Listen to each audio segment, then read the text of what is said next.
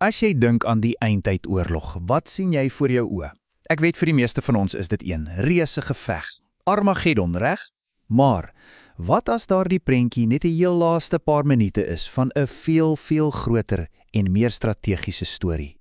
Goed, kom ons breek dit 'n bietjie oop. Aan die een kant het ons die algemene siening, een groot finale geveg by Armageddon, einde van die storie. Maar as ons dieper delf in die profetiese bronne, dan sien ons iets heeltemal anders begin uitspeel. Nie net een gebeurtenis nie, maar 'n hele militêre veldtog wat stap vir stap ontvou. En hierdie aanhaling, hierdie is die sleutel tot alles wat ons vandag gaan bespreek. Dit verander die hele gesprek. Want skielik gaan dit nie net oor oordeel nie, maar oor strategie. En hier's die deurslaggewende deel oor 'n reddingsoperasie. So hou daai twee idees in gedagte, né? 'n militêre veldtog en 'n reddingsoperasie. Elke veldtog het mos 'n beginpunt, reg? En hierdie een begin nie met 'n glorieryke oorwinning nie. Nee, dit begin inteendeel met 'n diep krisis vir Israel. Iets wat uiteindelik lei tot Jerusalem se absoluut donkerste uur. So, hoe skop hierdie veldtog af? Dit begin met die hoofantagonis, 'n figuur wat ons ken as die Antichrist, wat die leers van die wêreld bymekaar bring, en hulle vergader in die noorde van Israel, in die vlakte van Megiddo. Ja, die plek wat ons almal ken as Armageddon. Nou, hier's waar dit regtig interessant raak. Dit forceer ons om heeltemal anders oor Armageddon te dink. Dis nie die eindstryd nie. Dink daaraan presies soos die definisie sê.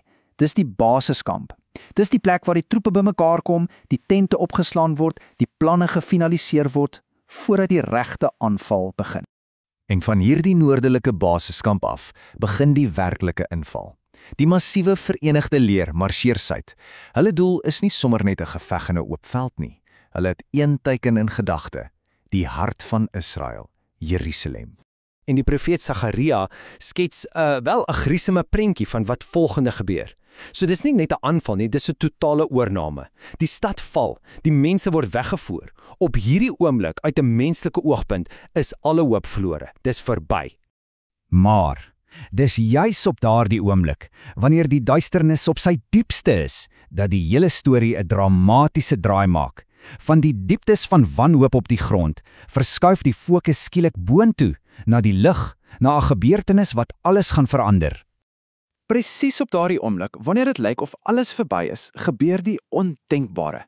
Die hemele skeur letterlik oop, en daar, sigbaar vir die hele wêreld, verskyn Jesus Christus, die koning in die lig. En Matteus se woorde bevestig dit. Hoor jy die woorde? Met groot krag en heerlikheid. Dis nie 'n geheime, stille gebeurtenis nie. Dis 'n onmiskenbare, wêreldwye vertoning van mag. Elke oog sal hom sien. Daar gaan absoluut geen twyfel wees nie. Kan jy jouself indink wat in Jerusalem gebeur? Vir daardie beleerde, desperate mense is hierdie oomblik oorweldigend, want hulle besef, die koning wat kom om hulle te red, is dieselfde een wat hulle nasie eeue gelede verwerp en deurboor het. En daardie skok, daardie erkenning, lei tot 'n ongelooflike nasionale uitstorting van rou en bekering.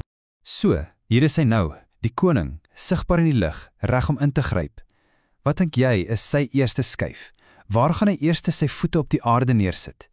Die antwoord is waarskynlik nie wat jy verwag nie. En dit bring ons by die volgende fase, die teenaanval. Maar soos ek gesê het, vergeet wat jy dink 'n teenaanval is. Hierdie een begin nie met oordeel nie, dit begin met 'n hoogs spesifieke reddingsoperasie. Sy eerste skuif op die grond is nie om die hoofleer by Jerusalem of Armageddon aan te val nie, glad nie.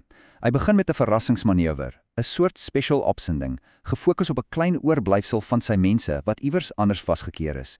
En hierdie operasie het 'n naam, die Bosra Redding. Dink regtig hieraan in militêre terme, 'n Special Rescue Operation. Christus tree alleen op, sonder sy leer, om 'n groep Joodse vlugtelinge te red wat deur die vyand in die wildernis van Edom vasgekeer is. Dis vinnig, dis presies en dis persoonlik. Die profeet Jesaja beskryf hierdie toneel met ongelooflike beeldspraak. Die koning kom terug van hierdie redding en sy klere is rooi, gekleur met bloed. Maar, en dis die sleutel, dis nie sy bloed nie. Dis die bloed van sy vyande. Dis 'n kragtige simbool van sy solo-oorwinning by Bosra en die begin van wat die Bybel noem die parskyp van God se toorn. Goed, so die spesiale reddingsoperasie is voltooi. Wat nou? Nou is dit tyd vir die koning om sy hoofmag bymekaar te kry. Die volgende fase is die samestelling van sy leer vir die finale aanslag. En hierdie hemelse leer word in 2 vinnige opeenvolgende stappe saamgestel. Stap 1, die opstanding van die martelare. Almal wat deur die ewe vir hulle geloof gesterf het. En dan onmiddellik daarna, stap 2, die wegraping, waar gelowiges wat op daardie oomblik nog lewe, van die aarde af opgeneem word om saam met hulle in die lig te vergader. En die prentjie wat Openbaring skets, is wel dis asemrowend. Sien, hierdie is nie ontsnapping nie, dis 'n mobilisasie.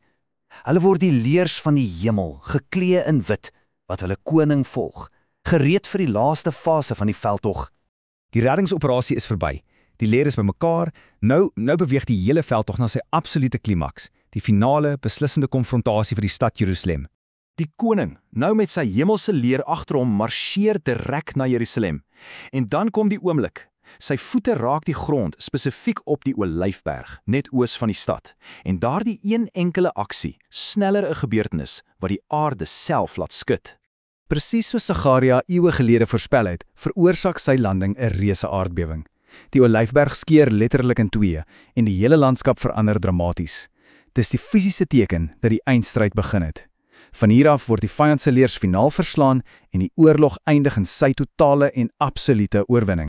So, kom ons vat net 'n oomblik en kyk terug. Wat ons gesien het, is nie een chaotiese geveg nie, maar 'n ongelooflik strategiese 5-fase veldtog. Kyk gou na die tydlyn. Eers die versameling by Armageddon, dan die koning se dramatiese aankoms in die hemele, derdens die verrassende reddingsoperasie by Bosera, dan 4 die mobilisasie van sy leer in die lug en laastens die finale oorwinning wat op die Olyfberg afskop. En dit los ons met een laaste, maar baie belangrike vraag. As hierdie hele grootse veldtog begin met 'n reddingsoperasie en die einddoel is om 'n beleerde stad te bevry, wat sê dit eintlik vir ons oor die hart van die hele gebeurtenis? Miskien gaan die dag van die Here op die ouend nie net oor vernietiging nie, maar fundamentaal oor redding.